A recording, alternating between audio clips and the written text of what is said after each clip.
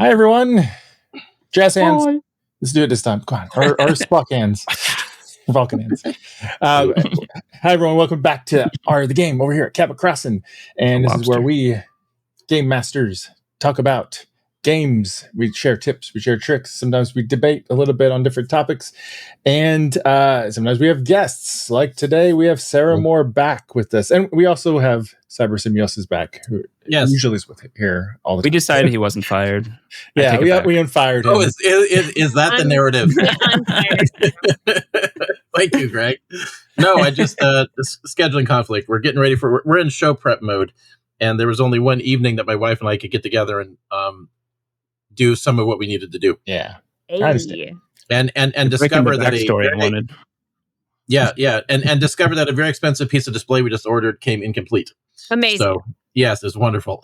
Always fun when that stuff happens. Yeah. So today's topic, we let our guest Sarah pick. And Sarah, why don't you tell us what we're talking about today? I would love to talk about turning RPG sessions into short films. It is something that I have done a lot. It was one of my main jobs. When I was working for Peter Adkison, who owns Gen Con, started Wizards of the Coast, and his passion project, World of Chaldea, is based on it's a multimedia project that is based on a D&D campaign that started running in 1981 and has on and off ran till now, is still going. Wow. And one of the things, a billion, I think, like it just keeps leveling and leveling. But he, one of the things that he did was we started telling stories in that world, and we did something called actoroki, sort of like karaoke, but with games and actors.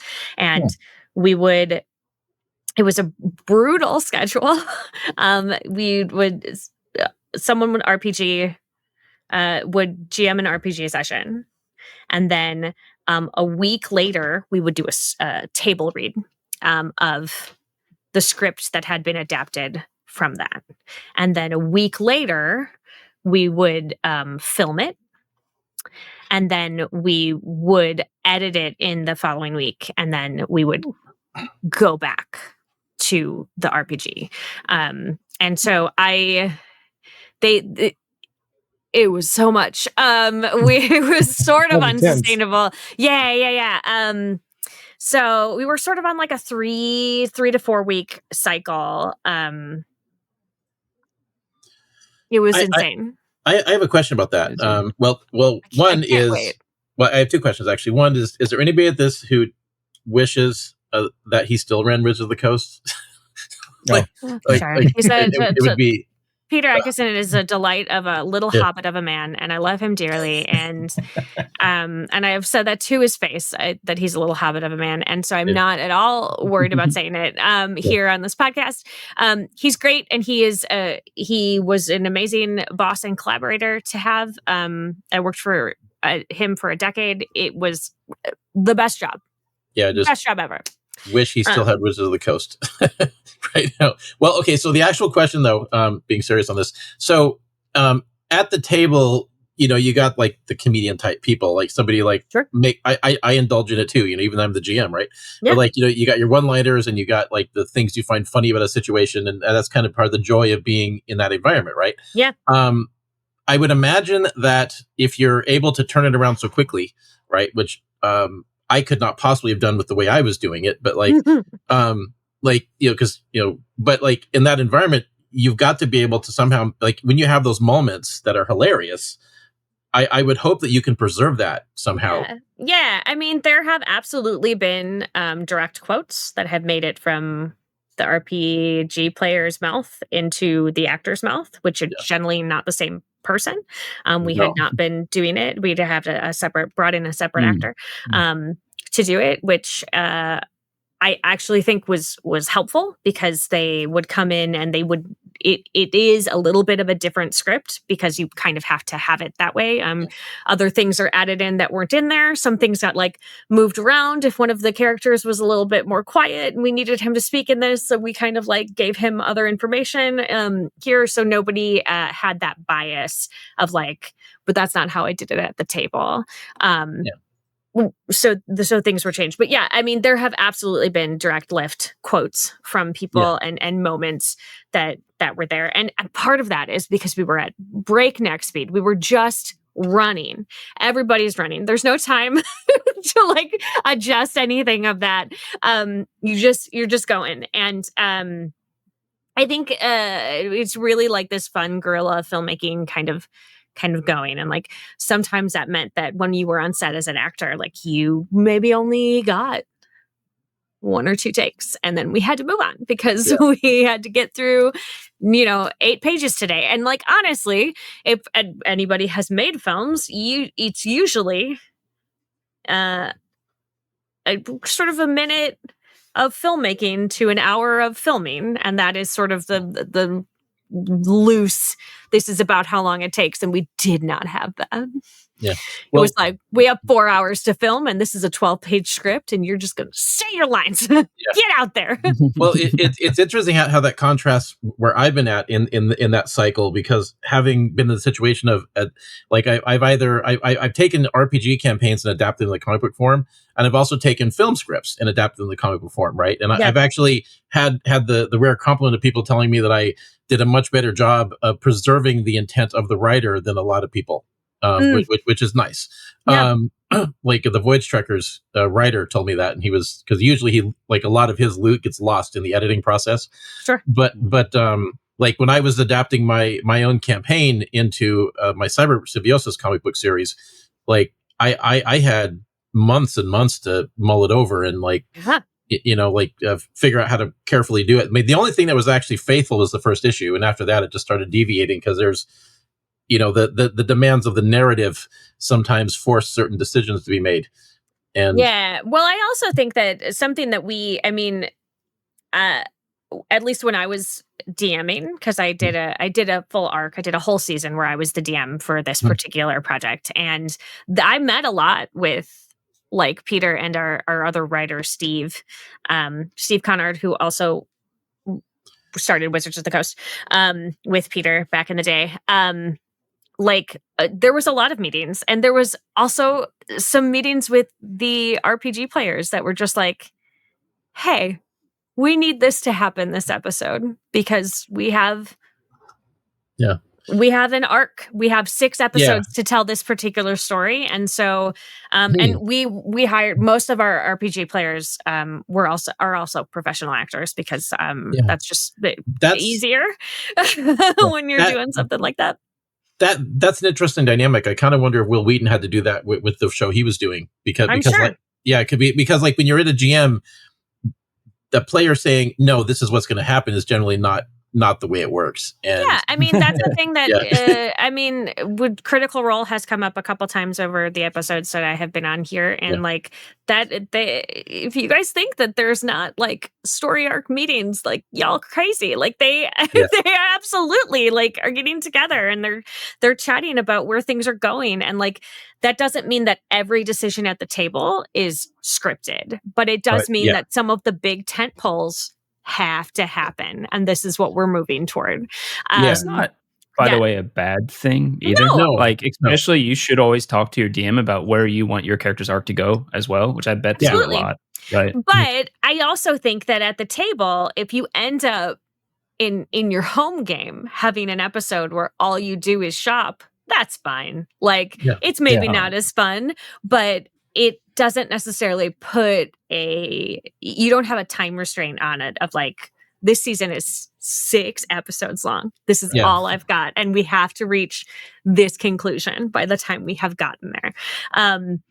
And so, I think that it is a different form of storytelling when you are at the table in that particular instance. Well, it's actually very similar to the problem you have when you're doing comics, because like it's actually probably the exact same problem, because with comics you basically are tracking everything in page real estate, and you have X amount of pages in a comic book that it can have, and it isn't necessarily a good thing to just keep adding more pages, right? And like the format is what it is for a reason, and so I actually consider it lazy writing, just add more pages because you just want more story. Like this is a format, and it's 24 pages, and that's what you have. And so like you have to tell that story within that space, and you have only so many issues you can put in a graphic novel. Particularly when you're self-publishing. And you could get away with 5, but if you're doing color, that's really on the outside of it. And if you're doing black and white, you could go bigger, but it's that it is what it is, right? You lose some aspects of the storytelling because you are losing that color. You also have, you know what, actually, it's funny. In the beginning, when I was first doing this, people told me black and white comics don't sell, and I was getting like criticism, and I made them eat their effing words. But black and white comics. Look at manga, sell. Right? But black and white comics absolutely sell. Look at the Ninja Turtles. I'm not necessarily saying they don't sell, but I also think it is a different form than having a full color situation. True. It just is.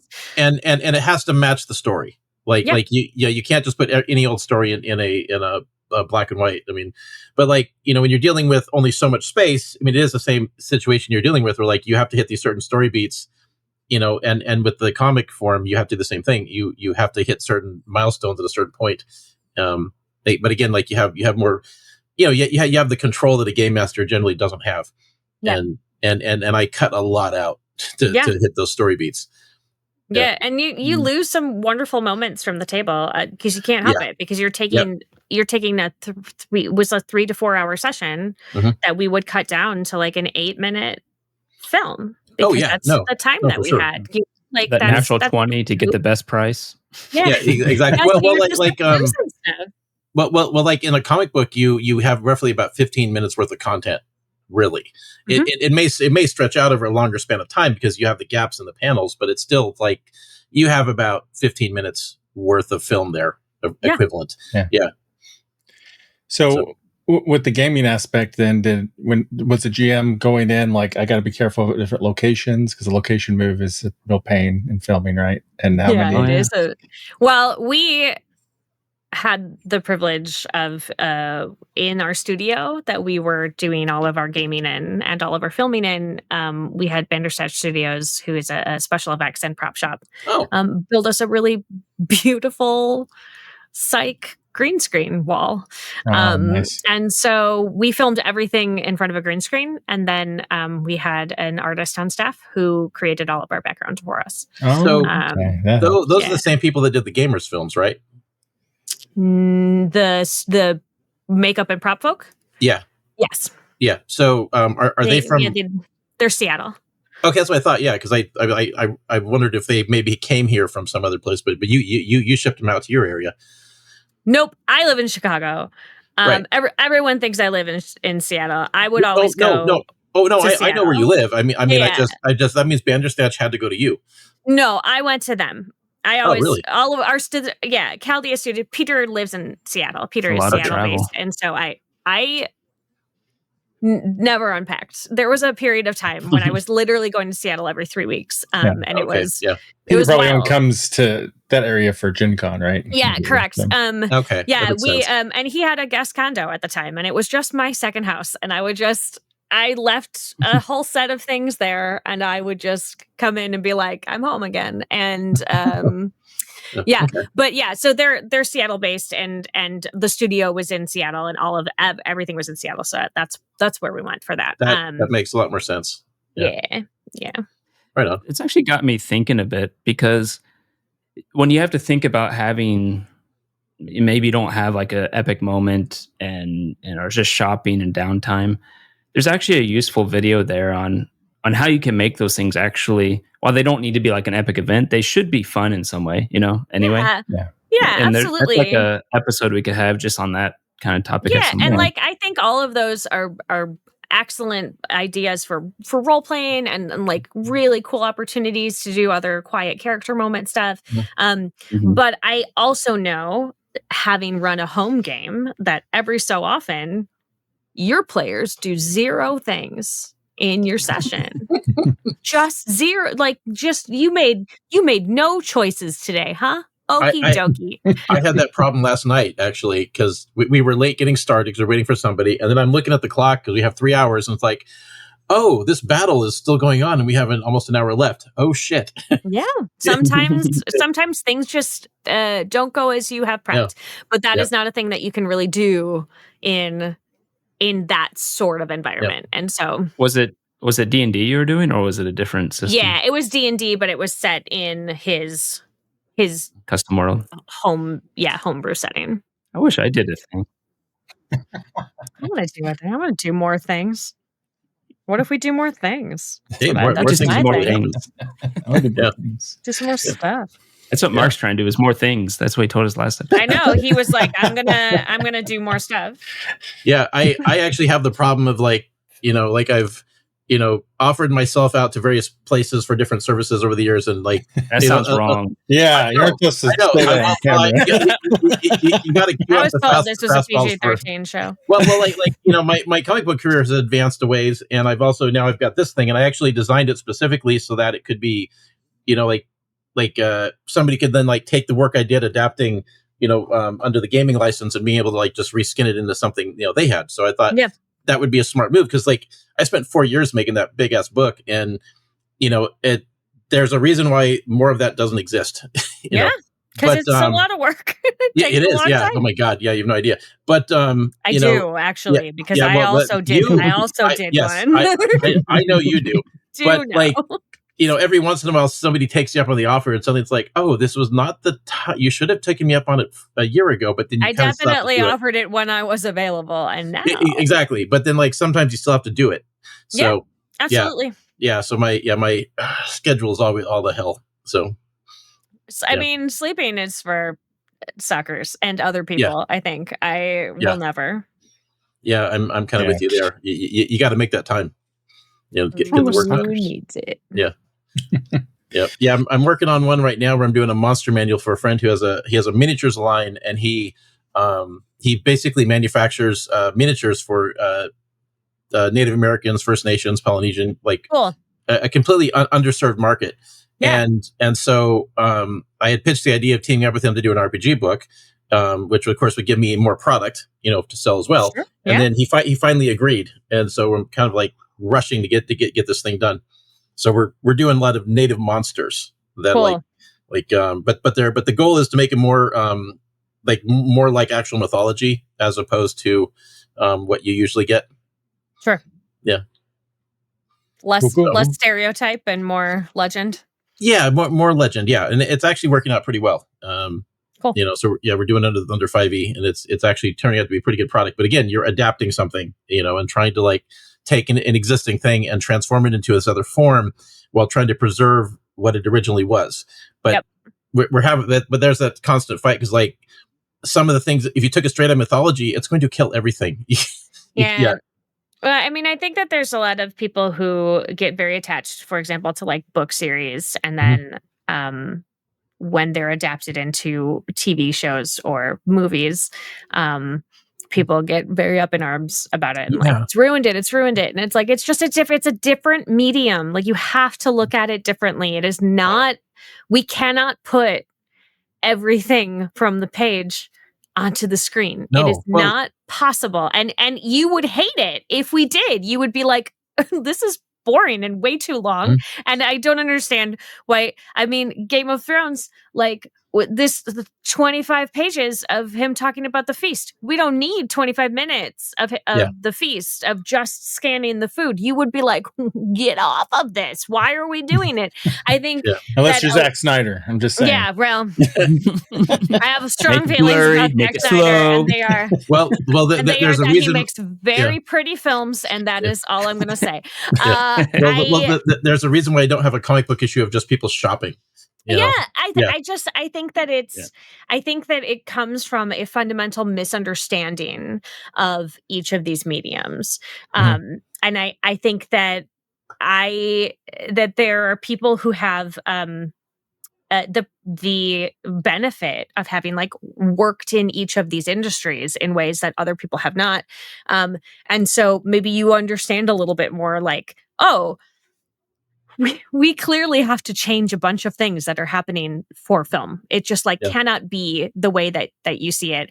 But people have latched on to the medium that they found it in first. And they like squeeze it so tight to themselves that they just like cannot separate from it. Well, how do you feel about like race swapping or gender swapping, right? Because like when they did that new version of Fantastic Four a few years ago where they made Johnny Storm black, like I thought that was a weird choice. It felt like, I mean, there are obviously characters in comics where it doesn't matter.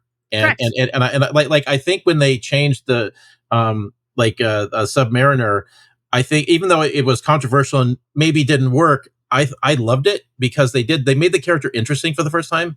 But I feel like with Johnny Storm, it fundamentally changes the character in a way that he didn't need to be changed.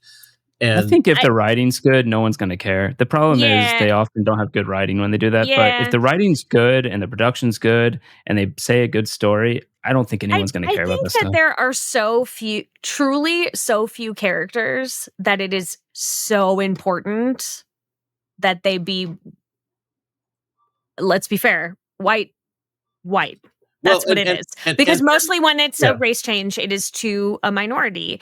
And I think that there are so few characters that it's like, this is so much a part of your identity that it will fundamentally change everything that is going on around you. And I don't think that it's as huge a deal as people make it into. Yeah. I also think gender swapping is not a huge deal most of the time. I think there are some characters I think gender swapping is not as good, but it's race swapping. If they're a good actor, no one's going to care. I think it depends on how and how you handle it. Truly, like it is this your point of it. If it is good production and it is good writing, and you have somebody who is handling it well, I mean, most you can't tell me that a lot of those like male leads wouldn't it be just as entertaining as a lesbian. Same. Don't even have to change anybody around them or their sexual orientation towards a potential romantic partner. It could all be the same. It's just like a strong chick.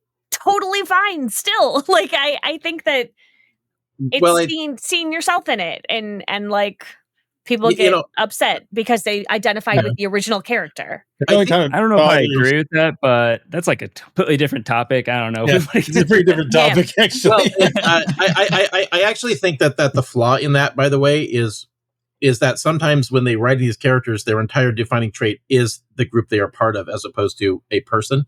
And that's probably where it falls apart. That's what they have to be a good actor, a good story that's not just centered around like their identity, that's actually centered around other things about them, right? And stuff like that. Because like in the new Fantastic Four, I thought that like picking the guy they had for Mr. Fantastic was a weird choice, but they also picked a world-class actor who's going to do a great job. So, great. But then like are we talking about Pedro? Like the newest? For some reason the name, I lost the name. But yeah, Pedro Pascal. Did you hear that new movie? Everybody's father. Pedro Pascal. Yeah, thank you. So there are a lot of them. Pedro's fantastic. He's great in everything, internet's right? daddy. But also you look at like the flip on the Silver Surfer, and it's an interesting choice, but it also works because in that universe they just got Shia LaBeouf, they didn't get Norrin Rad. So it's like a lot of people on the periphery might go, that's weird, but then like anybody that actually has read comics is like, oh, that's an interesting choice. I mean, I think all of the swaps in superhero movies are valid because of how many alternate reality multiverse and crap is out there. That's like exactly the point. Yeah, you could do whatever you want, and you could just be like, it's Earth 75,000. Like that's it. Like exactly. It's fine.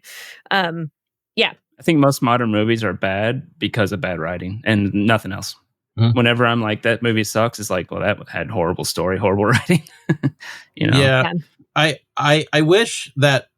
Well, I don't know. Sarah probably has more connection to this because she's in the film industry, but like, it seems to me that it probably is like what I've always assumed is that it's the writers think that they have to change something, otherwise, why are they there?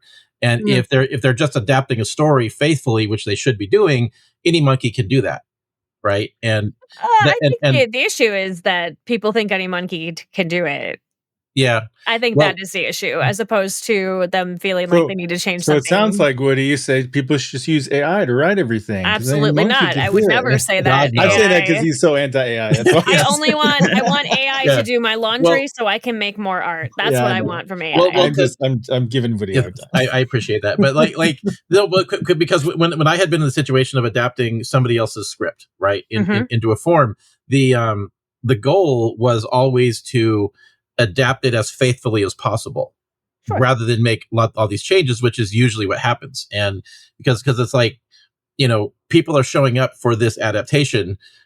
Why would you make all these changes and put story beats that were never there? Right. Well, I think to tie it back to turning something that was at the table into a short film, which is the point. Yeah. I think that filmmaking is such an incredibly collaborative art form that it is input from everywhere. Essentially, those RPG sessions were serving as an initial writer's room. Yeah. And so, like, everybody knows that first pass, hopefully, in the writer's room is not the thing that gets made. It's going to go through revisions because it's going to go through an editor, and then it's going to go over to costumes, and they're going to say, we don't actually have this here. And then it's going to go to props, and then it's going to go to all of these departments that have to come together. And they all touch it. And so I think that it is going to change, because especially like if you do something that is like a book that you are adapting, less people usually touch that book. It's one main author with, obviously there's some passes with editors and stuff, but it is mostly one person, and you cannot. It is possible, but most films is not one person. You can't do it. It's just too hard. And so it is so much collaboration. And so if you look at it as like that first writer's room, and we're just getting to see it because people are doing it in front of a camera, which is pretty cool. Yeah, that's what's cool about filmmaking versus being an author in a book, is that the script is just a blueprint, and then everybody brings in their pieces. The actors bring in pieces to adjust their performances, everything. The art director brings in, costume changes, tweaks, locations, everything. So it becomes this really cool collaborative story, kind of like role-playing games. So, well, making comics is actually very similar to the process of making films, because you also have the same phenomenon, because you have to. Like, it's very rare when the person writing the story and lettering the story and all the other pieces is also the one drawing it. Yep.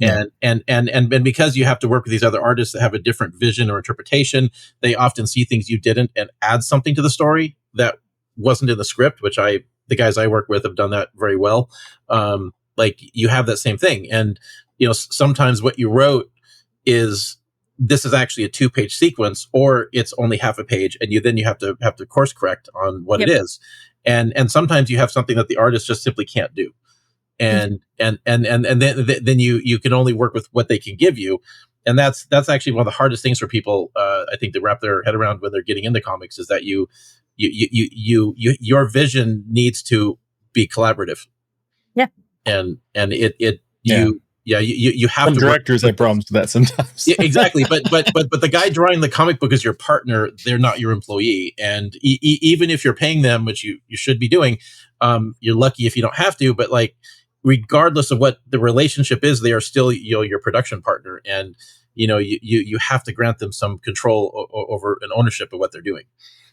Yeah, they're like your co-director, cinematographer. Yeah, absolutely. Yeah, totally. So, and then once that's all done, and then you've got the stuff on the page, sometimes your script no longer fits, and then you have to do rewrites. And it's the same thing happens in when you're dealing with film. So in your projects that you did, were there fights? How did you do fight choreography on that? Because that could be tricky. Or did you not touch that too much? Yeah, we did. There was some. I mean, we our costumer was also a part of the Seattle Nights, which was great. Oh, that's cool. We had access to like weapons and fight choreography and all of that stuff if we wanted it. We tended to do a lot of the big sweeping fights in art. So that we could do it, and because often they were fighting like a big giant tree monster or like a dragon or a dinosaur or something, and like we're not gonna get something in studio for that. And so there was a lot of that kind of thing that we would just hop over to an art sequence with usually some sort of narration over it in order to do it. That's really cool. Yeah, and we were lucky to have like I said, Peter assembled a really great team of people, and so we had access to good RPG players who were also actors, and good GMs who were also actors and improvers, and then professional actors as the actor. We had good costuming, we had professional props and makeup and a green screen and an artist on staff, and we just had. Well, I will never have a budget like that to do any of my own projects. Well, if you ever need an artist to do that stuff in the future, I do have a guy who can crank it out at an alarming speed, and it's all good. Great. And he's hungry for work, so he would be available. Did you mention Gamer Chick at all in these episodes? I didn't. Or do you not want to? No, I say that's a thing, but that was all scripted. That none of that came from any RPG session. Okay, I just wanted to note that you had a web series background originally. I did have a web series background. Yeah, we didn't want to pay anybody to put in a system. And so we made a fake system for within the thing. So there was never actual role play happening for the RPG because we would have had to build it. And there's been some over the years there has been some poking at that as game development actually. Oh, cool. But that's actually one of the things that you can listen to on my Patreon. Nice. Developing that particular situation. Well, if you ever wanted to, I do have this that could easily be reskinned very quickly. So interesting. Just throwing it out there. Good to know. Yeah, it's 5e compatible. You're selling that on your site now, right? Aren't you? You can buy it. Yes, I wasn't gonna. I was extending an offer to a friend rather than everybody go buy it. Yeah. Well, I wasn't shilling. We're here for her, but I was just. Throwing it out there if you wanted it. I would try to include links to that and also your Patreon. And the link is already in my thing already. So not yours. Not you. Yeah. Great. Great. So I think we're running a little long. So anything else you'd like to mention? Any other tips you'd like to share? Is it something you think maybe not because the budget wise you may not be able to do it exactly that format, but is turning a role-playing game session into a short film or something like that, do you think would you suggest someone give it a try? So not at the pace that I did it. Absolutely not. That is it's just I was so sleepy. We were all so sleepy. But I do think that it is an incredibly valuable tool that you can use it. Like if you look at it honestly as that first writer's room pass, it's great because then everybody has those players. If they've been playing those characters for a really long time, they know them better than you do. And to be able to use that as inspiration for where the story can go, I think is excellent. Well, I think it's anything like what I experienced doing it with comics. That you're dealing with the spontaneity and originality of storytelling. Like it is, as long as there's not like a rights issue clogging it up. Like you have this ability to develop a storyline direction you would never even have thought of on your own. Yeah, and it's just adding those collaborators in early. Yeah, Yeah. Oh, cool. Yeah. I'll have to try it sometime. Do it. Do it. All right. Well, thanks. Anybody, any last thoughts before we wrap up? Nope. Okay. All right. Well, thanks again for joining us, Sarah, and sharing this info. I will have links in the description notes for this stuff we discussed. And thanks again, everybody. And until next time, You producing? go record it. Yes. When the dice roll high, we touch the sky. But when they crash, it's a belly laugh. Genre play, lighting the way. Our tales unleash the wild rampage.